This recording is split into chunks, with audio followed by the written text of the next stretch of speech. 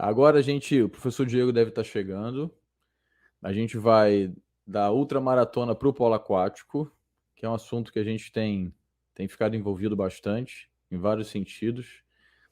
Deixa eu ver se o Diego está chegando. O professor Diego Paixão vai falar sobre mudança das regras e o desempenho no polo aquático, a diferença entre níveis e gênero.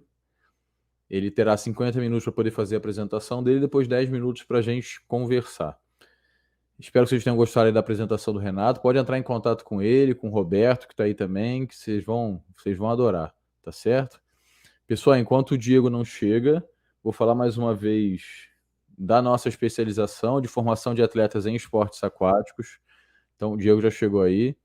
Se você quiser fazer parte do nosso grupo, fala, Diego, boa tarde. Boa tarde, Guilherme. Tudo bem? Tranquilo? Tudo Tudo certo? bem. Estou falando da nossa Satisfação. especialização aqui. Então, pessoal, tem o QR Code aí para vocês escanearem e entrarem lá no nosso grupo do Telegram e a gente vai estudar juntos aí no segundo semestre. Diego, valeu demais pela sua presença, tá certo? A gente queria muito o polo aquático aqui, a maratona aquática, a ultramaratona, para que a gente desenvolva os esportes como um todo, é sempre a nossa filosofia. E obrigado aí pela sua presença. Nada, eu que agradeço. Muito bacana conseguir reunir essa turma toda aí num evento desse tamanho, né? Bacana, E fico muito feliz com o esse convite. aí atrás?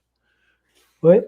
Esse... Esse aqui, cara. Então, tem um cara aí que eu conheço que participou, até tem outro aí também que eu conheço, que é esse aqui. Cadê? Vou encaixar aqui. Esse aqui. Então, para quem gosta aí do polo aquático, quer saber um pouco mais, tem informações aí embasadas, tá aí a Perfeito. recomendação. Legal. Estou brincando aqui, o professor Guilherme escreveu o capítulo também, o professor Flávio Castro, que está aí na área, e mais alguns colegas aí de Portugal. Bacana. Então, deixa eu ver aqui como é que eu faço para compartilhar a tela. Vamos lá, para a gente não perder tempo. Aqui.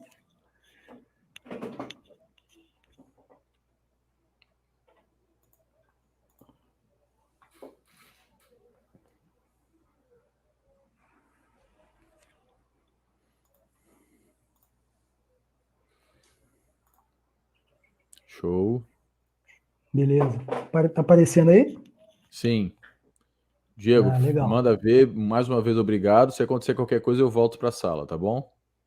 Beleza. Um abraço. Vamos nessa. Abraço. Bom, então, eu venho aqui falar desse assunto, desse tema, né, essa apresentação intitulada Mudanças das Regras e Desempenho no Polo Aquático. E a pergunta é, existe diferença no desempenho entre níveis e sexos?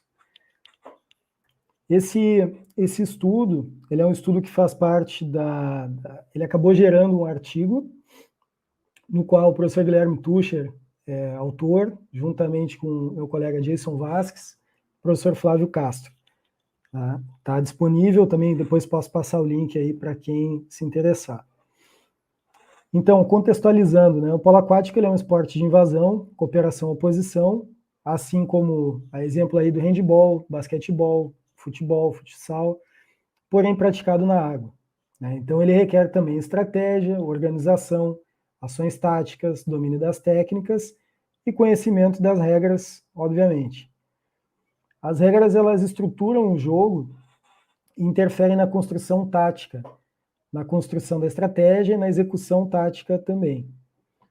Então, no polo aquático, né, para quem não tem tanta familiaridade, para quem é do esporte que está nos acompanhando, né, retomando, as principais regras elas passam pela classificação das faltas e o tempo de posse de bola. Então, nós temos aí no esporte as faltas simples, as faltas que geram exclusão e as faltas que são traduzidas em pênalti. As faltas de exclusão, o jogador que comete a falta de exclusão, ele fica 20 segundos fora, né? Então a equipe joga com um a menos, ele fica 20 segundos fora, ou até a equipe que foi beneficiada com essa exclusão finalize a jogada. E isso gera uma situação na qual a equipe que tem essa falta a favor, ela tem uma superioridade numérica temporal aí durante esse tempo até concluir o ataque, ou até 20 segundos. Os fatores determinantes para a vitória no polo aquático aí são o alto índice de arremessos e conversões no gol, o alto índice de aproveitamento nessas situações de superioridade numérica temporal e também nos contra-ataques, e o jogo posicional com ações de ruptura da defesa, com as chamadas infiltrações, né, que a gente tem também essa nomenclatura em outros esportes aí, como o basquetebol e o futebol. Então, de forma geral, as mudanças das regras, elas tendem a gerar maior competitividade, a promover maior segurança aos atletas e praticantes, elas acabam por afetar o ensino, o processo de ensino-aprendizagem, afetam o desempenho no alto rendimento, e elas também precisam de técnicas específicas para avaliação. Especificamente a essas mudanças das regras que ocorreram em 2019, que foi objeto desse estudo, o objetivo era tornar mais atrativo às mídias e ao público, né, o polo aquático.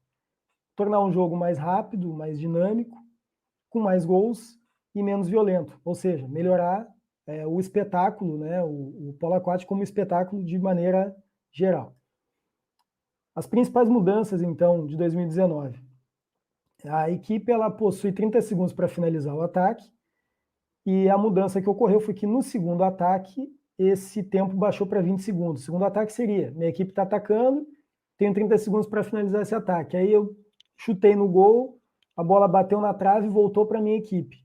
Então esse é considerado um segundo ataque. Aí ao invés de ter mais 30 segundos, passa a ter 20 segundos. Ou chutei, goleiro rebateu, mesma situação. Tenho até 20 segundos e não mais os 30. Quando, em relação ao local dos tiros livres, então, a equipe sofreu a falta.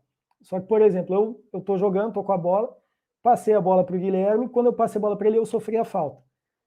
Ao invés da bola, o árbitro apita, ao invés da bola retomar ao local onde o jogador sofreu a falta para fazer essa cobrança, desde então, eu passo a bola para o Guilherme, sofri a falta, a bola caiu no Guilherme, essa falta ela é cobrada lá onde a bola está, lá próximo ao Guilherme.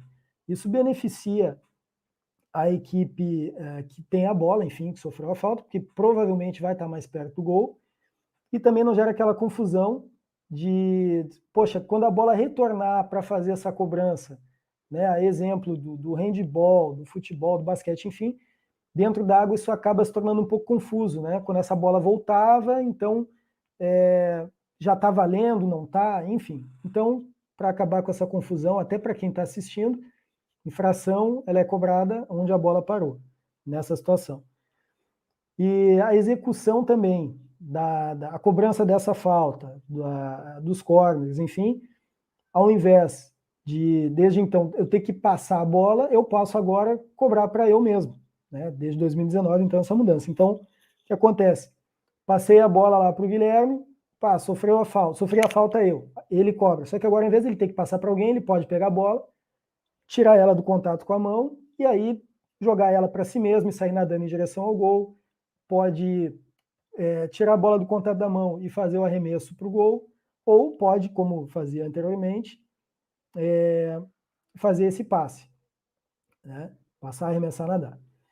As faltas de pênalti, então, situação iminente de gol, dentro da área, dos 5 metros, e aí o que mudou foi que atacar o adversário pelas costas passa, então, a ser uma falta de pênalti, desde então. Então, a identificação dos efeitos das mudanças das regras, ela viabiliza a regulação do processo de ensino-aprendizagem, treinamento, ajuda a reconhecer os principais comportamentos táticos e faz com que os treinadores possam adaptar as equipes ao novo cenário. Então, o objetivo desse estudo foi verificar o efeito das mudanças de 2019 sobre o desempenho das equipes de nível nacional e internacional em ambos os sexos. E aí, como objetivos específicos, comparar, então, pré e pós-mudanças, as médias de gols em cada um dos 4 quartos, as faltas de exclusão e as faltas de pênalti. Então, foi coletado, através das súmulas da Liga PAB, a Liga Nacional de Polo Aquático, e a LIM Champions League, tanto no masculino quanto no feminino. E foi avaliado, então, os gols em cada um dos quartos, faltas de exclusão, faltas de pênalti. A amostra, então, composta por 533 jogos, dos quais, a nível nacional, 3 equipes, 30 jogos no período pré, 23 no período pós, 8 equipes masculinas, 95 no período pré, 98 no período pós, e a nível internacional, 12 equipes femininas, 36 no período pré, 36 no período pós.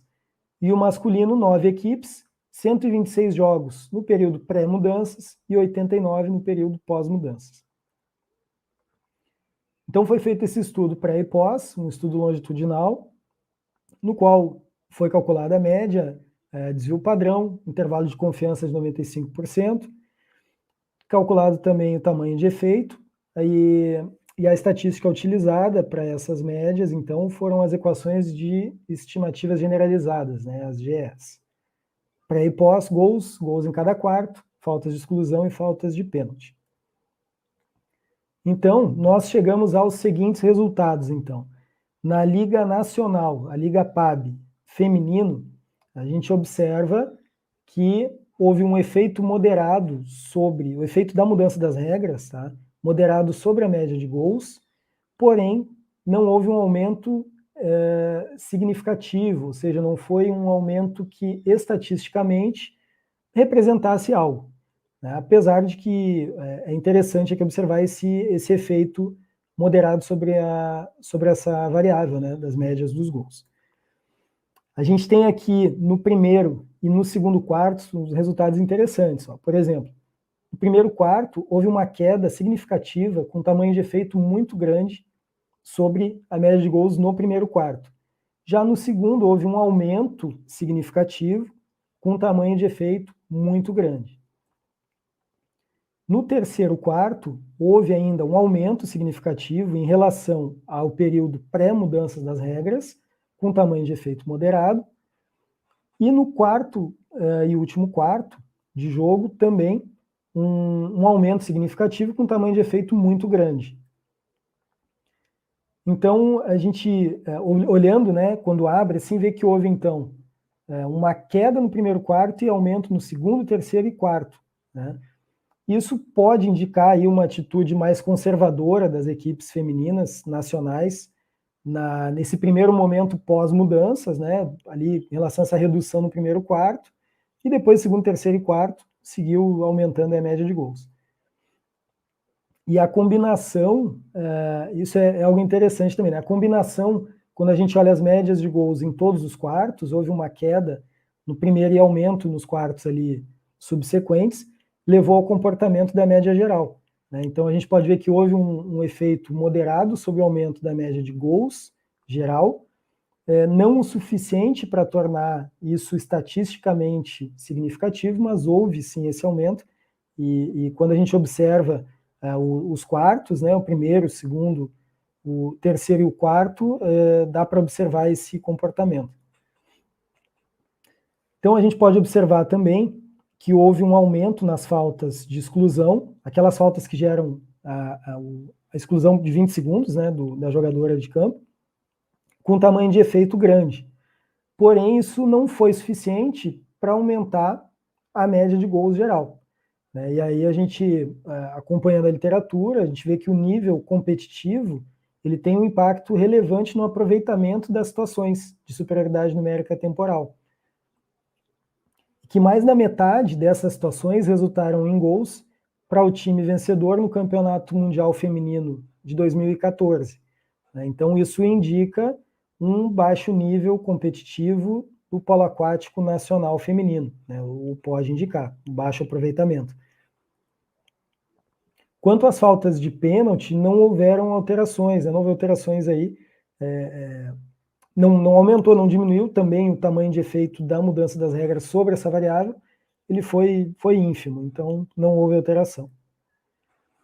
E aí a gente pode também, recorrendo à literatura, a gente observa que as equipes consideradas sub-elite, elas costumam arremessar para o gol dentro da zona dos 5 metros e pela zona central, né? O que indica aí uma pouca habilidade em criar outras formas de pontuar. Então, isso também é um resultado que ele está aí também próximo aí ao que a literatura indica, né? Nós temos, então, olhando os dois dados, falta de exclusão e pênalti, que as faltas de exclusão elas não ocorrem, então, em situações de pênalti.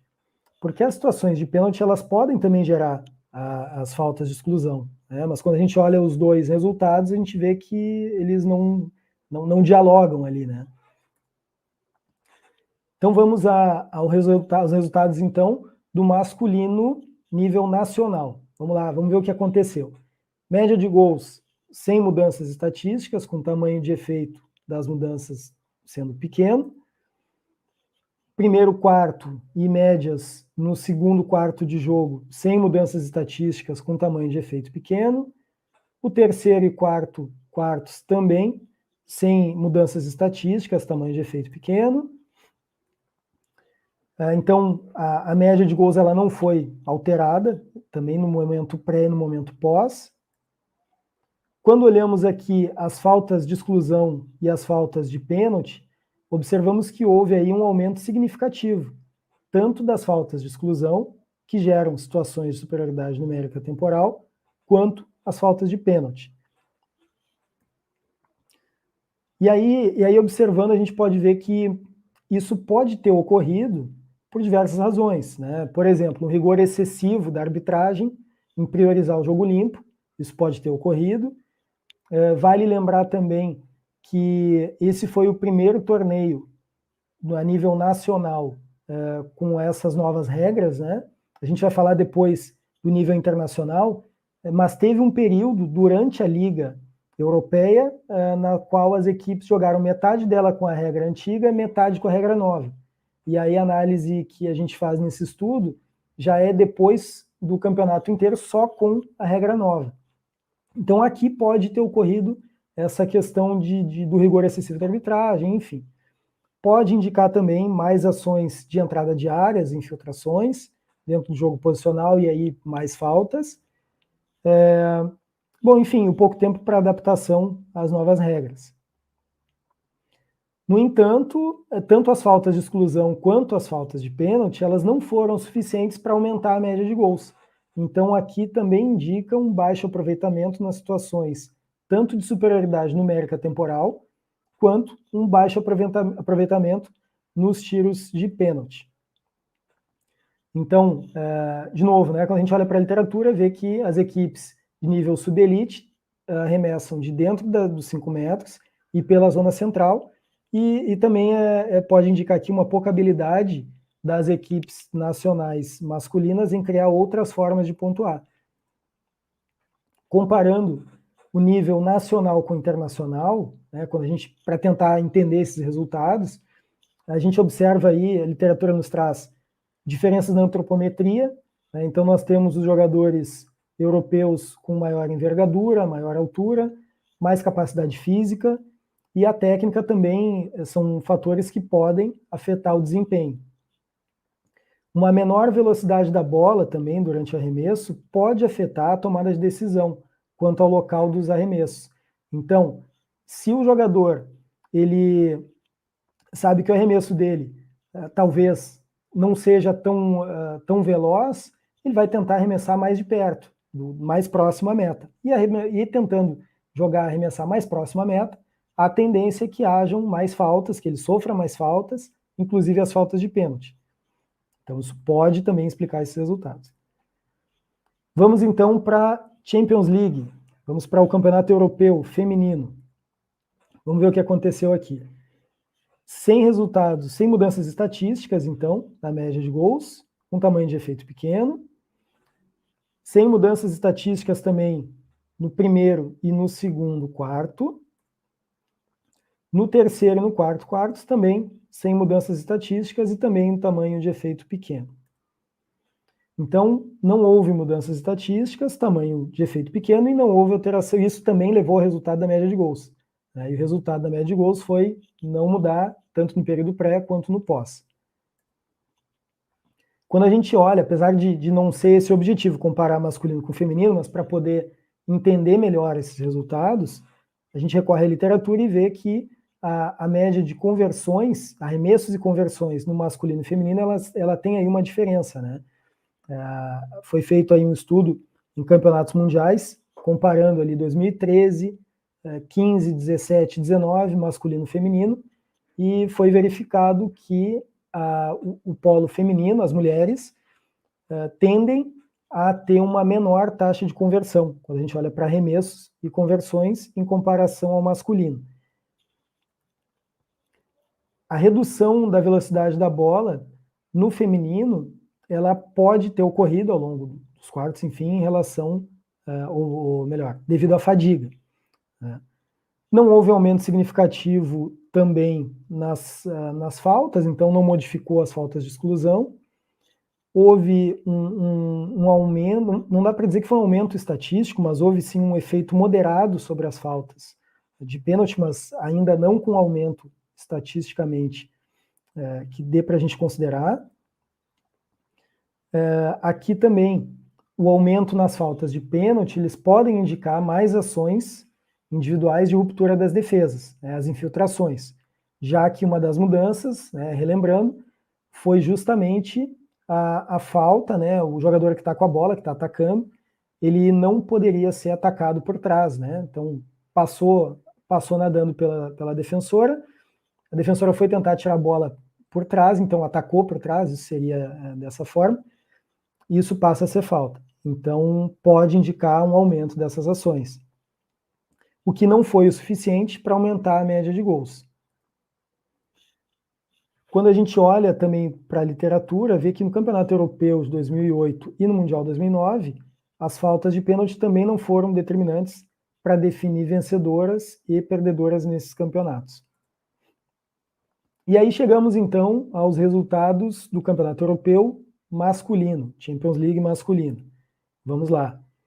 Houve aí então um aumento significativo na média de gols, comparado período pré com período pós, com um efeito moderado sobre essa variável.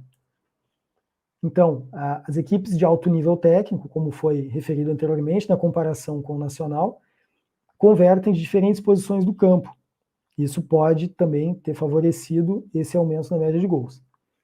Quando nós olhamos para os gols em cada um dos quartos, podemos observar um aumento estatístico significativo, tanto no primeiro quanto no segundo, com um tamanho de efeito moderado da mudança sobre essas variáveis. Olhamos para o terceiro quarto, não houve um aumento estatisticamente significativo, porém, houve um aumento e com um tamanho de efeito moderado. E já no último quarto, não houve alteração, o tamanho de efeito pequeno. Então, a gente pode observar um jogo mais intenso nos primeiros quartos, no período pré em comparação com o período pós. E que a fadiga poderia estar presente aí nos últimos quartos, né? Já que a média de gols ela aumenta no primeiro, no segundo e começa a decair até que no último quarto, comparado os dois períodos pré e pós, ele não tem diferença estatística. Interessante é que a literatura indica que jogadores masculinos, no nível elite, que é o caso aqui, sob fadiga, eles apresentam decréscimo na técnica, não teria alterado a precisão e velocidade da bola durante os arremessos e teriam uma melhora até nas tomadas de decisão. Isso nesse estudo, a base foi o conhecimento tático declarativo. Então, o decréscimo, principalmente o decréscimo na técnica, pode ter afetado, né, ter trazido esses resultados causados aí pela fadiga. E aí, na literatura também indica aí, sob fadiga, a redução, então, da velocidade da bola no feminino, e já no masculino a manutenção, né? Mas a velocidade da bola, ela é apenas uma variável, né? Agora, o decréscimo na técnica, de maneira geral, é o que indica, né, que pode ter acontecido aqui nessa comparação pré e pós. Existe também uma forte correlação entre arremessos e conversões nas equipes de nível elite, masculinas, né, em comparação com as femininas, como foi referido anteriormente. Houve também um aumento nas faltas de exclusão e um aumento nas faltas de pênalti. Um aumento estatisticamente significativo com grande tamanho de efeito. Então esse resultado ele indica um alto desempenho, uma alta taxa de conversão nas situações de superioridade numérica temporal. E aí a literatura indica também que quando a eficácia nessas situações ela é média ou alta, aumentam as chances de vitória. As equipes vencedoras no campeonato europeu e mundial apresentaram um alto desempenho nessas situações, com arremessos mais precisos. Em jogos equilibrados, as equipes vencedoras elas obtêm uma maior vantagem nessas situações do que as perdedoras. Houve também mais arremessos nessas situações de superioridade numérica temporal no Campeonato Europeu de 2020, em comparação com o mesmo torneio de 2016. Então, indica que, quando a gente olha para esses indicadores, vê que é algo que provavelmente os treinadores vêm trabalhando nessas equipes, os jogadores vêm melhorando nesse aspecto, justamente porque conseguem observar que é um fator aí de desequilíbrio, né? O alto aproveitamento nessas situações pode levar as equipes à vitória. Com o aumento das faltas de pênalti, a gente pode, juntamente com o aumento da média de gols, a gente pode observar aí um aumento das ações ofensivas de entrada de área, né? Isso pode ter levado tanto ao aumento das faltas de pênalti, com o aumento de gols de forma direta, né? Conversão do pênalti, ou gol diretamente por essas ações de filtração, ou também pela alta taxa de conversão das situações de superioridade numérica. Então, tanto as faltas de exclusão, que geram superioridade numérica, quanto as faltas de pênalti, podem ter contribuído para o aumento de gols no primeiro, no segundo e no terceiro quartos, e, consequentemente, ao aumento da média de gols geral nos jogos. Então, se encaminhando aqui para o final, né, a gente pode, respondendo à pergunta, né, do início da apresentação, as mudanças das regras provocaram diferentes efeitos no desempenho de acordo com o nível e sexo. Esse estudo ele possui algumas limitações, como, por exemplo, os diferentes níveis de entendimento das arbitragens nacional e internacional, principalmente quanto ao tempo, porque como a temporada europeia ela é quebrada, né, 17-18, 18-19, e a temporada 18-19 ela não foi avaliada na Europa, justamente porque pegava metade do campeonato com uma regra e metade com a outra. Nessa metade com a regra nova, a arbitragem internacional teve um tempo, enfim, de poder se adaptar, assim como os jogadores, o que não aconteceu na temporada brasileira, que terminou com uma regra e começou com a outra. Esse estudo ele foi feito com essa análise apenas por meio de súmulas, né? Então, isso também, a gente sabe que acaba perdendo alguns detalhes que podem acabar explicando melhor esses resultados, né, que a súmula não dá. Então, essa é uma limitação do estudo. A amostra reduzida para análise dos jogos femininos nacionais também é uma limitação, e isso ocorreu realmente porque existem poucas equipes femininas, é um campeonato que ele é menor, e para a gente poder avaliar, comparar um ano com o outro, teve equipes que participaram de um campeonato e não participaram de outro, então também ajudou a reduzir mais ainda essa amostra.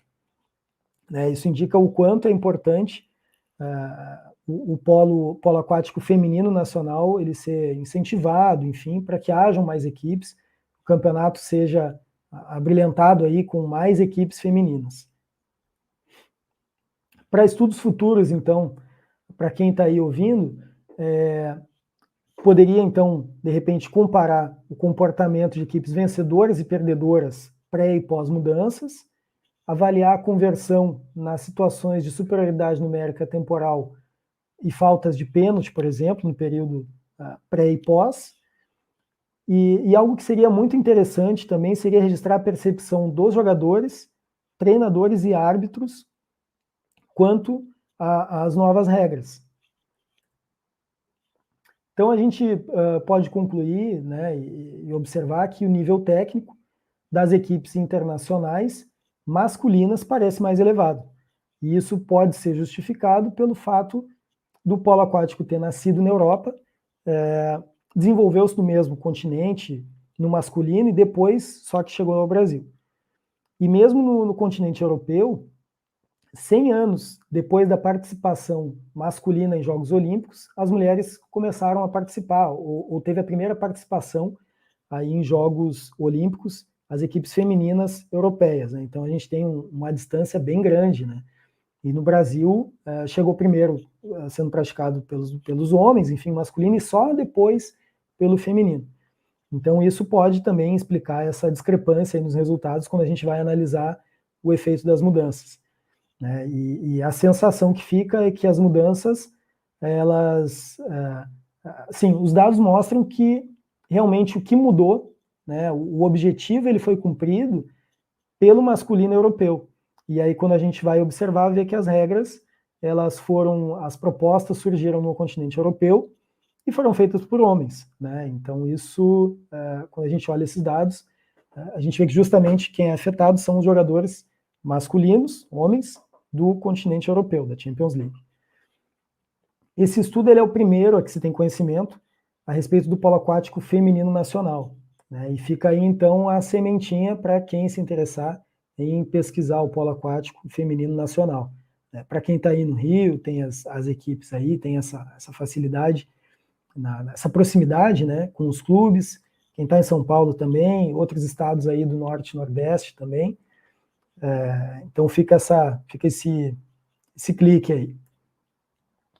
Bom, então o entendimento dos efeitos das novas regras, ela proporciona um novo olhar para as práticas pedagógicas, né? Ou seja, elas podem fornecer subsídios para a iniciação esportiva infantil, à medida que a forma que eu vou ensinar o jogo e também vou ensinar como as equipes podem obter vantagem tática, isso iniciaria desde a iniciação, né? Começaria desde o processo de ensino-aprendizagem. Ele também possibilita que os treinadores e jogadores possam explorar a fim de obter vantagem no alto rendimento, né? Também. Por exemplo, né, pegando um exemplo bem prático, aquela regra do jogador cobrar a falta para ele mesmo, né, tendo que só tirar a bola do contato da mão para poder fazer o arremesso, é algo que muda tudo, vai mudar a forma como a equipe vai marcar. Então a equipe que está sendo atacada, ela tem que desenvolver uma outra estratégia para poder marcar, porque até então não teria uma grande preocupação assim com o jogador da bola, né? Agora precisa, ou desde 2019 precisa. Assim como o jogador que tem a posse da bola, nesse caso sofreu a falta, vai cobrar a falta, ele tem aí um repertório tático maior, né? Então ele tem outras decisões que ele pode tomar, ao invés de procurar alguém para passar a bola, né? Então, explorando isso, os treinadores, as equipes conseguirem explorar isso, logicamente vão ter uma melhora no desempenho. Então, essas são os fatores aí que justificam a importância de analisar efeitos de mudança na regra. Então, agradeço a atenção de vocês e fico aberto às questões, dúvidas, enfim, a participação de vocês.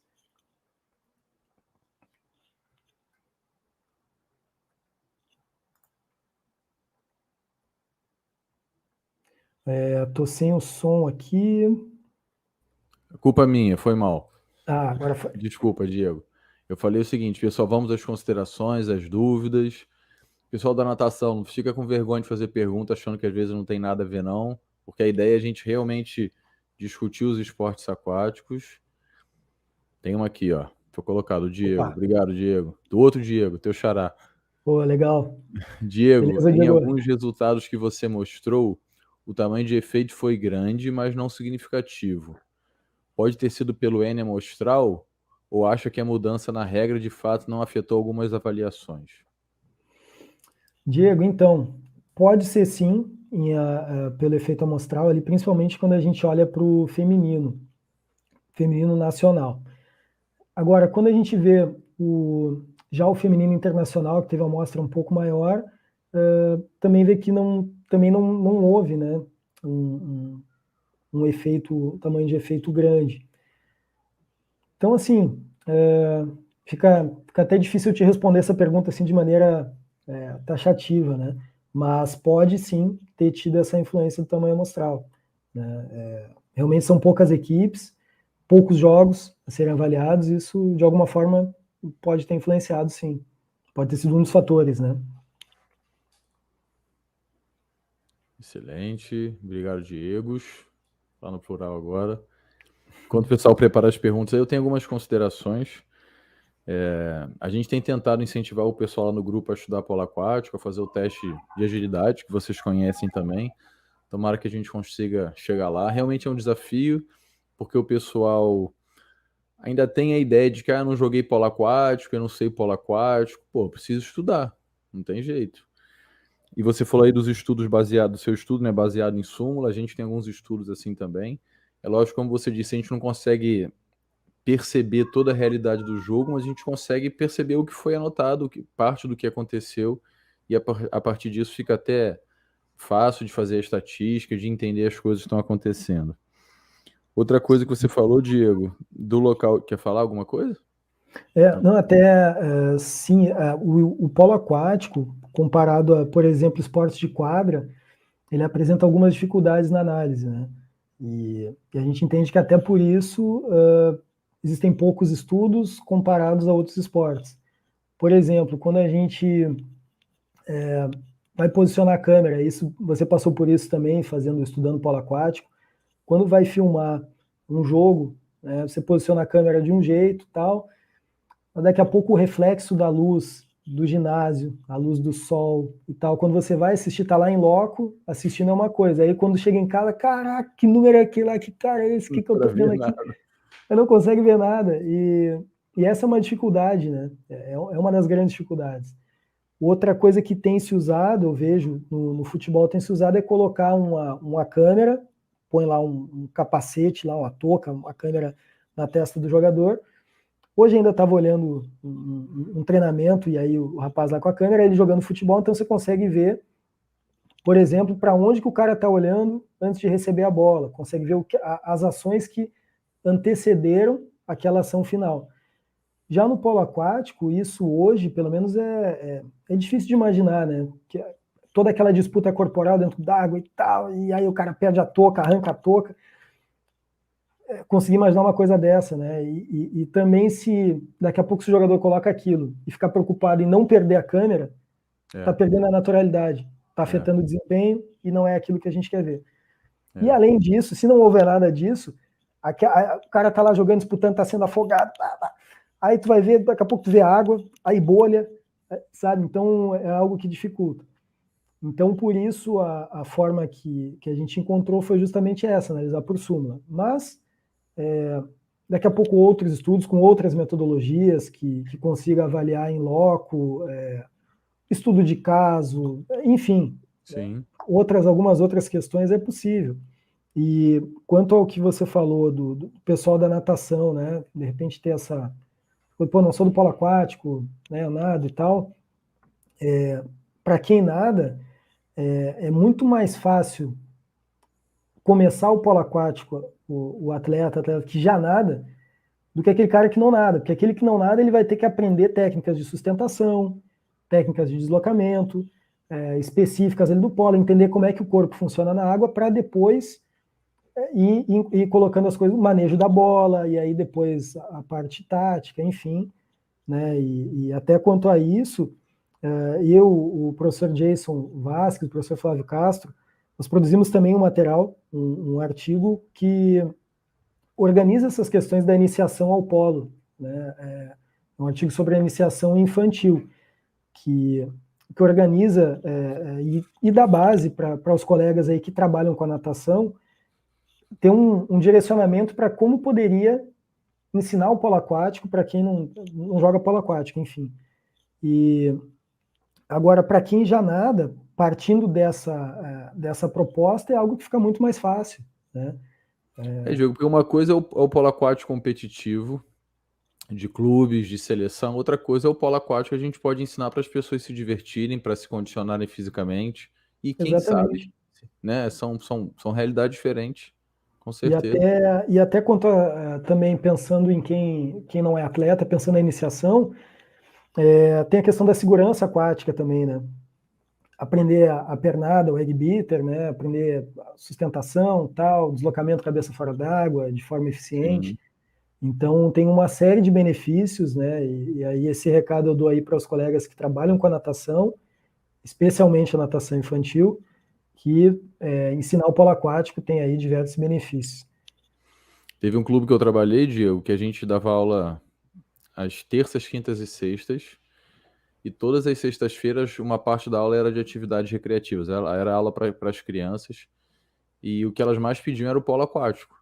Algumas ficavam sem o pé no chão, quem não conseguia ficava com macarrão, como se fosse cavalinho, Sim. e rolava, sabe? Então, assim, não precisa ter o campo de 30 metros, as raias, não precisa disso, a Não, gente tá falando de iniciação.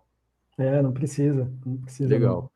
A gente tem mais duas considerações aqui por enquanto, uma do Bruno e uma do Flávio. Vou colocar do Bruno. É uma pergunta complexa, tá certo, Bruno? Mas vamos ouvir a opinião do Diego aí. O que falta para o Brasil se tornar uma potência olímpica no polo aquático? Acho que É antes disso, complexo. Diego, o que falta para o Brasil voltar a participar dos Jogos Olímpicos, né? Para depois se É, tornar potência. é uma pergunta complexa. O que eu posso dizer?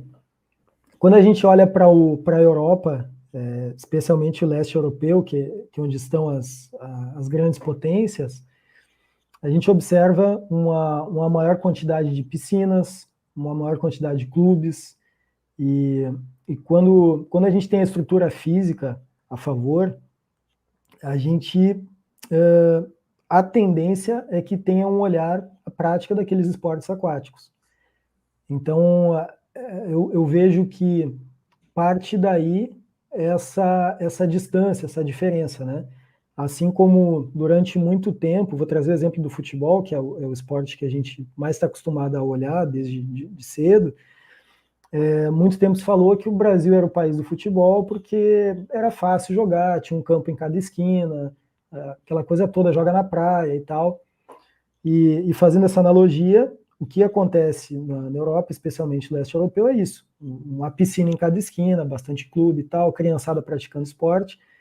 E quanto mais jovens, crianças, a gente tem em contato com aquele esporte, a tendência é que no alto rendimento, a gente, naquela peneira, surjam também grandes talentos. Né? De uma imensidão de participantes, vão ter mais talentos. Então, eu vejo que parte muito daí, desse pressuposto.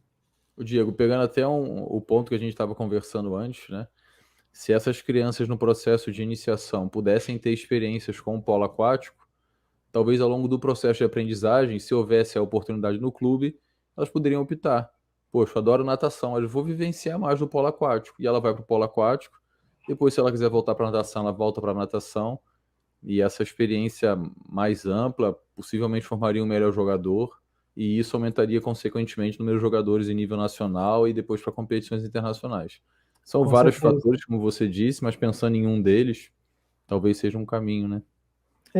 Desses fatores, o que está ao nosso alcance, né, nós É. professores, seria incentivar o polo aquático na iniciação, colocando como recreação, coloca lá no final da aula de natação, daqui a pouco coloca no início. Para quem trabalha particular, atende condomínio, enfim. Também, né, eu tenho um aluno que eu dou aula de natação para ele no condomínio dele, e comecei a introduzir também, assim, desde o início, o polo aquático que está hoje, e aí começou também assim, sei lá, 80-20, 70-30, né, natação polo aquático. Hoje dá para dizer que a aula é 20-80, né, ali Uhum. 20% da aula é natação, tal, e aí, senhor, tá, e aí a bola, e aí, quando é que vamos, enfim, então, a gente vê que é uma questão muito mais relacionada a incentivo, né, muita gente não conhece. Aqui no Sul a gente tem essa dificuldade de não ter clube, não ter de polo aquático. Então os pais não conhecem, a criança também não conhece, e aí quando a gente vai trazendo, passa a se interessar, daqui a pouco vem trocando ideia, daqui a pouco tem aluno que está acompanhando Liga Nacional, é muito bacana, assim. Então, o que a gente pode fazer, nós, professores de natação, é ir trazendo aos poucos o polo aquático para a iniciação, de forma lúdica, e daqui a pouco surge interesse, e para quem está nesses grandes centros onde tem os clubes, que tem o polo aquático, eu acredito que a tarefa fica menos complicada de quem está fora do eixo e não tem essa oportunidade. Tem um colega nosso na UFRJ, que é o professor Silvio Teles, que ele é treinador de polo aquático no Fluminense também. Na época do meu doutorado até a gente fez contato com ele, o Flávio deve lembrar. E ele também coordena um projeto que é de natação e polo aquático. E essa iniciação das crianças à natação, ou essa adaptação das crianças ao ambiente aquático, tem sempre a bola. Então ele fala, Guilherme, elas podem até não estar usando a bola, mas a bola está ali, uma joga a bola para outra, se sustenta na bola, flutua na bola, e ela vai pegando intimidade com esse material, vai brincando com ele de maneira mais natural. Quando chegar o momento de ensinar o polo aquático, a gente acredita que isso vai ser mais fácil para a gente do que uma Sim, criança que nunca teve essa oportunidade. sim, exatamente. Nesse material que a gente produziu sobre a iniciação, a gente fala justamente sobre isso, né? Traz isso embasado na literatura, os 3 pilares, né? Que seriam o deslocamento, sustentação, né, justamente isso, a técnica de manejo da bola e a parte tática, enfim, pensar o jogo. E, e elas andam muito próximas, né? A gente tenta sempre com que isso ande junto, de forma lúdica, em atividades lúdicas, jogos situacionais, enfim, adaptados, justamente para isso, para quando chegar o momento, se esse momento vier a chegar, tiver a oportunidade, de realmente treinar o polo aquático, já ter essa base motora e cognitiva também, né? E Diego, você comentou aí da sustentação, do deslocamento, manejo, né? E a pessoa pode falar assim, mas a minha piscina é rasa. Tudo bem, você pode estar não treinando a sustentação, mas tem o deslocamento, tem o manejo de bola, tem todo o restante de situações que podem ser vivenciadas. E quando houver a Sim, oportunidade de uma piscina funda, usa a piscina funda, pô. sim, com certeza, mas até algumas posições também Sim, na piscina rasa, né? O camarão, a aranha, enfim, dá para né? Tem acontecer. como. Também dá, então é possível, é possível. Legal. Vamos à consideração do Flávio aqui. Eu acho que, como ele disse, é mais para todo mundo, né? Uma coisa a gente pensar. Pessoal, aí, se quiser contribuir também por meio do chat, fica à vontade. Aqui em Porto Alegre estamos muito limitados na questão amostral em polo aquático. Equipes do Rio se mostram abertas às possibilidades de pesquisa. Flávio, a minha consideração. Os clubes que a gente tem. Hoje a gente tem no Rio polo aquático no Flamengo e no Fluminense. O Botafogo teve durante muito tempo uma equipe muito boa. Parte das minhas coletas a gente fez lá. Não tem mais nem natação e nem polo aquático. E o Vasco voltou, tem algum tempo, voltou com a natação, mas não tem o polo aquático ainda. A gente consegue ter acesso a esses lugares. Os treinadores são super receptivos, porque conhecem a gente, né? Disponibilizam o tempo, mas a dificuldade que a gente ainda tem é deles colocarem no processo de treinamento os momentos de avaliação. Então é sempre aquele lance assim: os atletas estão treinando, aí de repente saem, fazem um teste, sai, faz o outro teste. E a gente não consegue ter um processo de continuidade para poder estar realmente avaliando com frequência, entendendo o que está acontecendo em termos de efeito do treinamento, por exemplo. Então a gente tem algumas dificuldades também, mas a gente vai tentando. Não sei se o pessoal quer escrever alguma coisa aí ou se está escrevendo. É um pouquinho que a gente enfrenta e, sinceramente, não é muito diferente da natação. Os clubes são receptivos, a Gabriela está entrando em contato com alguns treinadores, eles são receptivos, mas ainda falta entender, é isso aí. É entender, botar na periodização, colocar, sei lá, no dia tal vai ter um momento de avaliação que é mais intenso ou menos intenso, que faz parte do treinamento. Isso ainda, eu acho que ainda falta. Diego, posso explorar um pouquinho mais de você? Com certeza, com certeza. Vamos nessa. É interessante a gente ver, é uma consideração primeiro, mas é interessante a gente ver como é que essas frequências de ocorrências, por mais que seja uma medida simples, podem dar um indicativo para a gente de como são as equipes, de como elas se comportam, o que você falou, né? Se a equipe se aproxima mais do gol para poder fazer o arremesso, isso é um indicativo de que o defensor é ruim. Se a equipe consegue arremessar de longe e converter em gol, significa que ela não precisa se aproximar muito, porque a equipe permite que ela arremesse e faça gol com facilidade.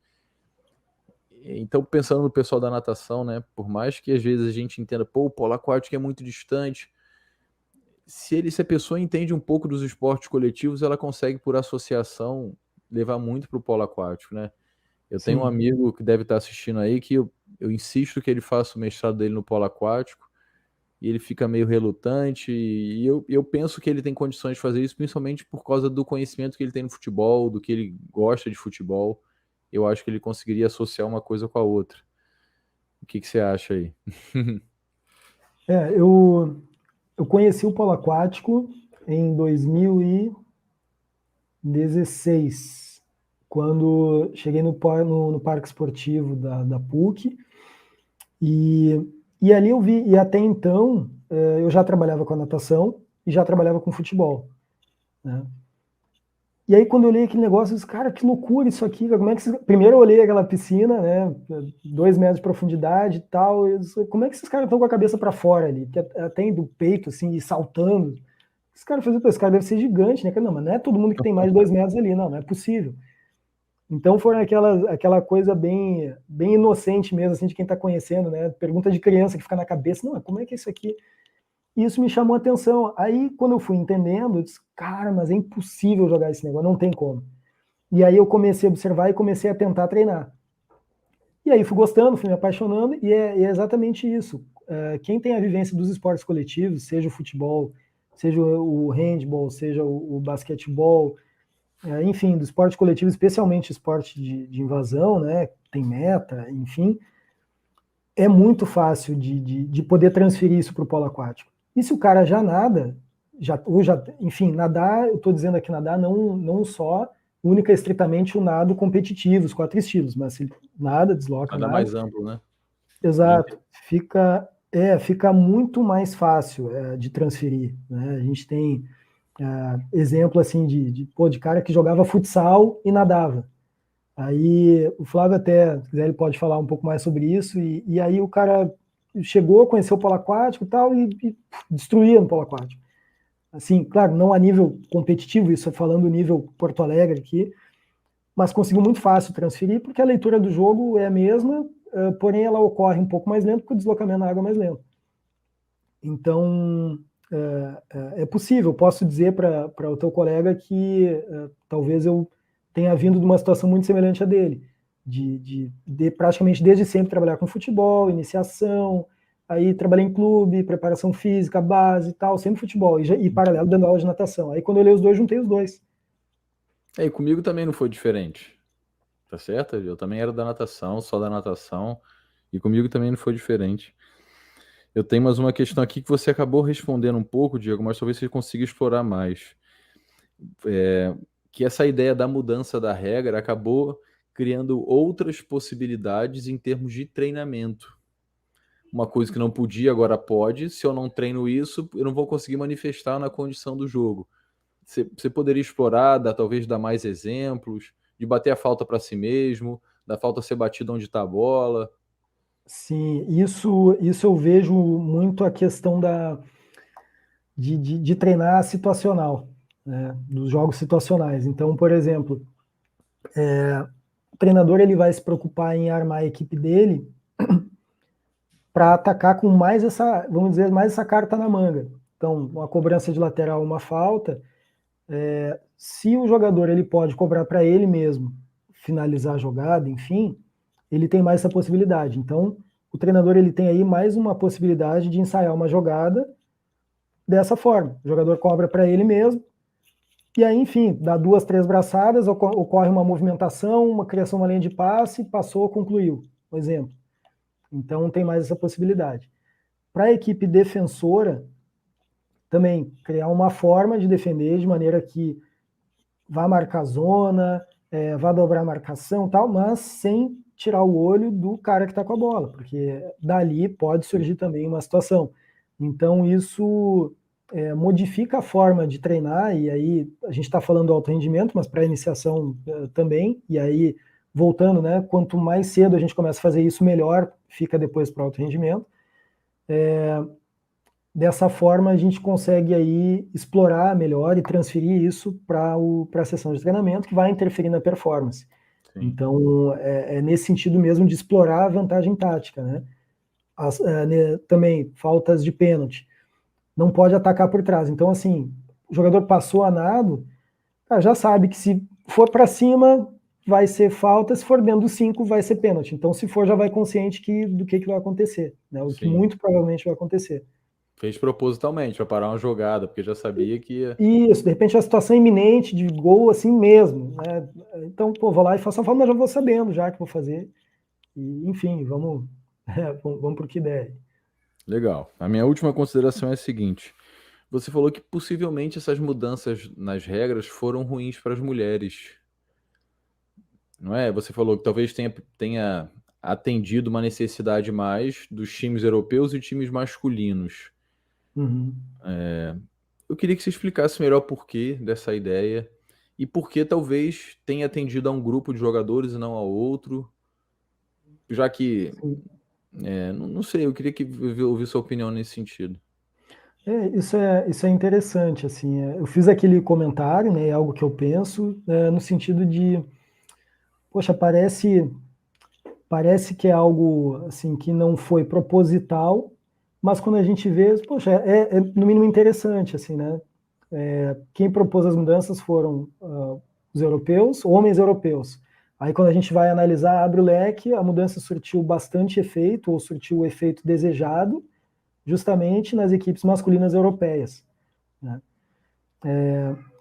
A gente sabe que o jogo feminino, de forma geral, ele é um jogo, comparado ao masculino, um jogo um pouco mais lento, até pelas questões físicas, antropométricas, enfim. Ele é um jogo disputado, brigado, agarrado, mas é um jogo que não tem tanto deslocamento. Uhum. Talvez as questões relacionadas à força, as manifestações da força, resistência, potência, enfim, nas mulheres, por serem menores que as dos homens, talvez elas não foram tão sensíveis às mudanças em relação a isso, né? Mas isso também em relação às equipes europeias. Quando a gente olha para as equipes nacionais, a gente vê que, opa, surtiu um efeito aqui, né? Enfim. Sim, sim. E aí a gente pode ver que pode ser pensado a levar que, bom, então aqui surtiu efeito, talvez pela pouco tempo de adaptação, de repente, né? E aí também é algo que a gente está investigando, né? De fazer uma análise no feminino ao longo do tempo. É um outro estudo aí que a gente está iniciando para ver se encontra alguma resposta diferente, né? Algum outro tipo de resposta, enfim. Né? Não sei se eu respondi a tua pergunta, mas Não, legal, é legal. algo que é complexo, assim, da gente poder responder. Enfim. Legal. Diego, te agradeço bastante e mais uma vez pela sua apresentação. Foi muito bom poder te ouvir. Rapidinho, eu vou colocar o Flávio na sala para ficarmos nós três e a gente muda do polo aquático para natação, mas continua em Porto Alegre, né, Flávio? Boa tarde. Eu não Flávio. sabia que ia ser colocado assim de primeira. Arrumou a franja, deu tempo aí. Arrumei a minha aqui. Já ficando velho, vai ficando sem franja, Diego. Esse é o problema. Não tem mais franja para arrumar. Eu não posso falar nada também não, sabe? Diego, Guilherme, obrigadão obrigado mais pela uma vez. oportunidade. Valeu, obrigado mesmo. Parabéns pelo evento, muito bacana, Valeu. fico muito feliz. E agradecendo também pela orientação nesse estudo, pela participação no artigo também. Né? Reiterando aqui, estou aqui com os outros, um orientador, um co-orientador e autores também aí desse estudo, né? Então, espero que a gente possa fazer outros estudos também ao longo desse tempo. Com certeza. Obrigado, Guilherme. Obrigado. Boa apresentação, Valeu, Flávio. Vou seguir aqui na escuta. Obrigado. Aqui. Parabéns Valeu. pela apresentação. Obrigado.